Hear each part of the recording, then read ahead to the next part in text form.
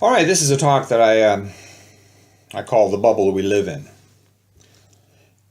Did you know that we all live in a bubble? More or less. Yeah. Allegorically speaking, one could say that on the day that we are born, that we are pure, that we are an empty slate, just, a chalkboard just waiting to be written on. That's been suggested. It's a nice idea, but it's hardly true because it assumes that we are born empty and that we have no personality whatsoever. And that's just not the case. Because if you've been a parent, you know as well as I do that our children are unique from the first day they arrive in this world. They are not empty. All right, so what's this bubble all about? Well, if you take the ideas that we accumulate in a lifetime, all the beliefs, all our likes and our dislikes, and if each of these things form the skin of a bubble around one, eventually you would find yourself inside this characteristically bubble-like thing, formed of all the elements that you've taken on as a representative piece of you. All right, you like green and I like blue. You like Republicans and I like Democrats. You like blondes, I like brunettes. You believe in God, I believe in karma. On and on, piece by piece, the layer of the bubble forms around us, and it grows thicker and stronger. The adage that you can't teach an old dog new tricks is an offshoot of this concept. Simply put, that people grow into their ideas and their ways so firmly that they find it difficult to change or to adapt to new ones. And we all love our parents and our grandparents, but isn't it humorous to see that pretty uniformly they are damn hard to teach when it comes to new technology?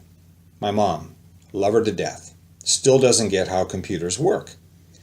And while she manages some rudimentary routines, the minute something goes wrong, she is helpless, like a boat floating aimlessly at sea.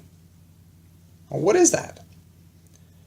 Is it just old ideas, or is it something more fundamental, such as the fact that we grow too comfortable within our own personal bubbles? Well, certainly everyone wants to grasp onto ideas and beliefs which allow us to navigate the waters of life. As the saying goes, if you don't stand for something, you don't stand for anything. So the bubble, which we build piece by piece from the day we are born, and the choices we make along the way, the likes, the dislikes that we adhere to, do these define us, or do they not? Is the bubble a reflection of who we are, or is it just an arbitrary bubble? I saw a study done in Europe this past year, a year when we saw some of the highest migration of refugees into Europe. This was causing a lot of stir. It was raising the old racism flag. And of course, the lefty-oriented extremist groups, the hate groups, were jumping on the bandwagon to save us all from this flood of intrusive humanity. Interestingly, this study showed just how fast people could change their minds about something. Two people were put in a chair facing one another. One of them a resident of some European country, the other a refugee from Syria or some other war-torn nation. They were told to just sit there and look at one another, to say nothing. You know what happened? It was quite amazing, actually, even tear-jerking to watch, because they realized that they were just looking at another human being.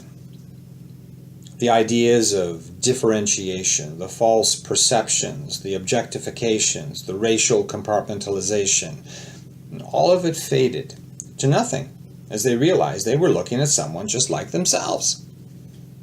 It broke down the barriers of prejudice and discrimination just like that. And in that regard, it burst the bubble. If it is that easy, in 10, maybe 15 minutes to suddenly discard long-held prejudice based on fear or some other false racial perception, what other ideas are forming the bubbles around us and keeping us trapped inside them? This particular example helps to illustrate the question. Does the bubble truly represent who we are? Or is it just a bubble? An abstraction built up of ideas out of fear, false or otherwise, through which we see or perceive the world. How easy is it to build up a bubble of ideas and beliefs around ourselves? Well, here's an example. A psychologist once did an interesting experiment. He took some young school kids, maybe they were around the age of 8. He gathered them together and he said, okay, kids, each of you are going to get a chance to take this colored ball and throw it into that basket over there. You have to stay behind this line, he points, and you cannot cheat, because if you do, there's an invisible goddess sitting on that chair next to the basket, and she's going to know if you cheated. Okay? So what happens? Four of those 6 kids followed his instructions to the letter. They would not step over that line for fear that this goddess would see them cheating. See, it was just a false idea. It wasn't even true. But because he told it to them, and he was some kind of an authority, someone they believed, they followed him. They obeyed. One little girl stepped across the line and went over to the chair where this supposed goddess was sitting and started patting it down to see if she was real. When she realized there was no goddess there, she nervously looked around the room, and then she promptly put the ball in the basket. Another 6-year-old boy, he just simply looked around the room, waited to make sure no one was watching. He walked over to the basket and slammed dunked the ball. There were probably several observations of value from that experiment, but one is for sure, that people get some weird ideas sometimes. You know, a generation ago, women didn't have the right to vote because women were considered inferior to men. And today, they are leading nations and companies, and they're riding the wave for equal rights.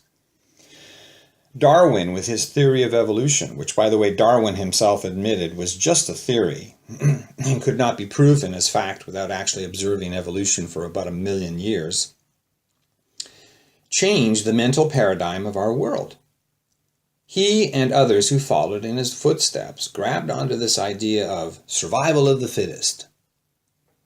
And they used this to spread propaganda about other races of people, relegating whole portions of humanity as inferior races, and justifying through these ideas the enslavement of millions of people, just because the color of their skin was different.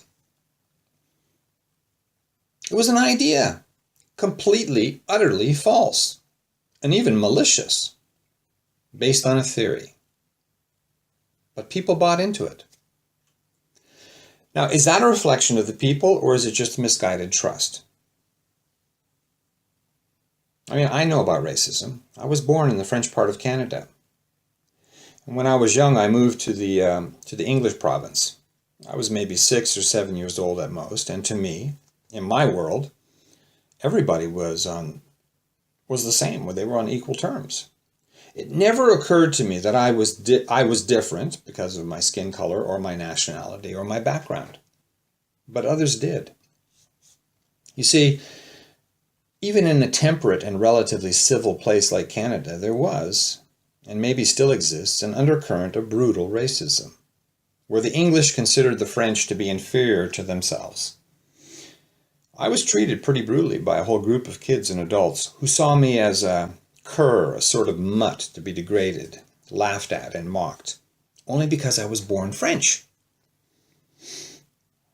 So I found out at a very young age all about racism and what it feels like to be humiliated and treated as a second-rate citizen. I didn't let their ideas define me, and I certainly didn't buy into the societal view that there was any distinction, no matter how isolated this made me feel.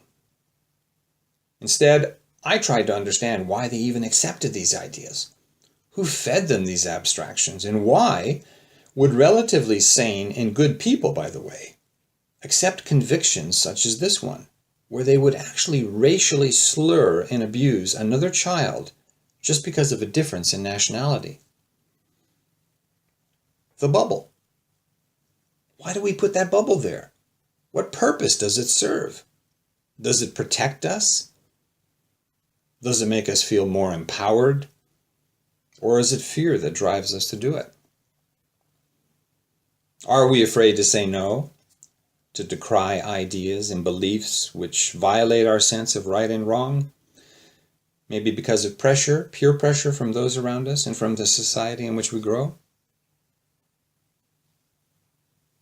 I mean, in the 1930s, in pre-war Germany, a famous lunatic by the name of Hitler played on the emotions of very good and intelligent people, convincing them that a certain segment of the population in Germany and elsewhere were barely human and deserved to be stripped of their rights, marched off to internment camps by the millions and burned in ovens or shot by German officers like dogs in a ditch. How did this little runt of a man convince people who had superior intelligence to him, even far greater ability to lead, to rally to the cause of mass genocide, the worst in the history of the 20th century? The bubble. He built up the bubble. For years before Hitler actually launched his army and started marching Jews off to the camps, he was playing on the fears, the sentiments and emotions of the German people, breaking down their humanity by increments, eventually stripping them of their sense of empathy for the Jewish people. In fact, for anyone who opposed his agenda. You see, he kept building up that bubble with fear and propaganda, until they eventually started to goose step to his tune. Then he had them. Hitler managed to manipulate a nation into committing the worst genocide in history, not to mention killing millions of people in his campaign for power. But it was a bubble. You know, the bubble eventually burst when people started to realize that he was crazy. But it was too late by then. The machinery of war was in place. People were gripped by passion and hatred, certainly not intelligence. But does that idea that, that Jews should be eviscerated from the earth truly define the state of mind of the German people at that time? Or was it in fact that they bought into a perverse and sick idea? I mean, ideas are very powerful. They embrace our passions, our dreams, and our very souls. Through them, we express ourselves to the world. But maybe sometimes those ideas, the bubble, need to be reevaluated and inspected to determine their value, their validity, their truth. I don't personally believe that an old dog can't learn new tricks. The bubble which we live inside is built up of ideas and beliefs which we put there. Whether we dream them up or we just decided to accept them, we gave them the glue to bond to the bubble. Here's an example. I'll just use myself, as an example to show that an old dog can change his tune. I worked and lived in America for over 30 years. I mean, I love America. I love the people. I moved there when I was starting my career, in part because I love the dynamic of the nation. Its progressive attitude, its forthrightness, its energy. It was palpable. I grew up in Canada, and I know a lot of people think that Canada is like America, but if you grew up in Canada, you would know that such an assumption is an insult. Canadians are different. But back to America. After 31 years there, I left. I moved over here to Europe with my wife. And after a few months, I noticed that my perspective on the world was changing. I mean, nothing significant had changed in my life. The only difference was that I was sitting on the other side of the ocean, and the general climate, the talk, the perspective of other people, the tune of the news and the media, it was different. Here, they spoke about the world as the world. It wasn't interpreted through any bubble. It wasn't filtered or twisted. And I realized then that in America, they very much see the world through an American perspective. I mean, they've already assumed that America is the best country in the world, and that assumption immediately relegates all other nations in a pecking order. This isn't out of maliciousness or arrogance that Americans, hold to this idea. I mean, they are told it. The media depicts the world outside the American borders in such a way that they're seeing it through a colored bowl or glass. But it isn't a true reflection of what is going on exactly. Here's a case in point. One of my friends who lives in Los Angeles once told me so many words. In so many words, he said, wow, things are really bad over there in Europe. I mean, you guys are on the brink of collapse. I was like, What the hell are you talking about? Well, you know, the financial disaster in Greece, Europe is going to fall, blah, blah, blah. And I just, I went, well, I just didn't bother arguing with him because the bubble that he is living in is being fed a constant stream of information by the media, word of mouth, and the general tune being sung in America, presenting this whole false idea that Europe is about to collapse. It's a bubble. Its questionable value might be that it protects us. Maybe the bubble gives us security, or in fact, a false sense of security. But it is a bubble. Now, I suggest that to avoid more racism, more hatred, more false ideas, more misinterpreted facts, electing the wrong leaders into positions of power, etc., etc., etc., that it might be wise of us to take a look at our own individual bubbles once in a while and ask ourselves, hey, is this idea true? Is this fact based on truth? Do I really agree with this? Where did this little piece come from? Who told me that? Why do I think like that? Why do I have this prejudice? You know, when we build up this bubble with ideas, we grant it power.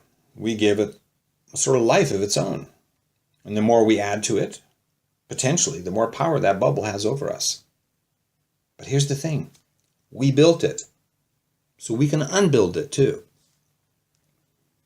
You know, my wife is Swedish, so of course when we came to Sweden, she promptly wanted to introduce me to the Swedish tradition. They have this thing called sill over here, which is essentially raw fish. It's very popular in Sweden. It's part of their tradition.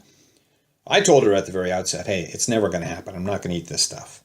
But sure enough, she cornered me one day and she made me eat some sill while others watched on. I mean, I literally gagged. I spit it out and promptly headed off to buy myself a hamburger. Well, what's the moral of that story? Well, you still have the power of choice when it comes to what you want in your bubble. And I didn't want sill in my bubble. But seriously, evaluate your thoughts sometime. Take a quiet moment away from the kids and the dog with a cup of coffee and ask yourself, what do I believe? List it out. Take an objective look at each thing. You know, like you're shopping for a new car. What do you like? What don't you like? And maybe decide, hey, it's time for a new model. I mean, you could call the bubble the mind, of course, because really it is the mind. And changing our minds about things is the easiest thing in the world. It doesn't cost anything. It doesn't need anyone's approval. You don't have to ask another damn soul in the entire universe whether it's okay for you to believe something or not. You just have to ask yourself, what do I stand for? What is right for me? What is right for others? What values do I represent? Thank you.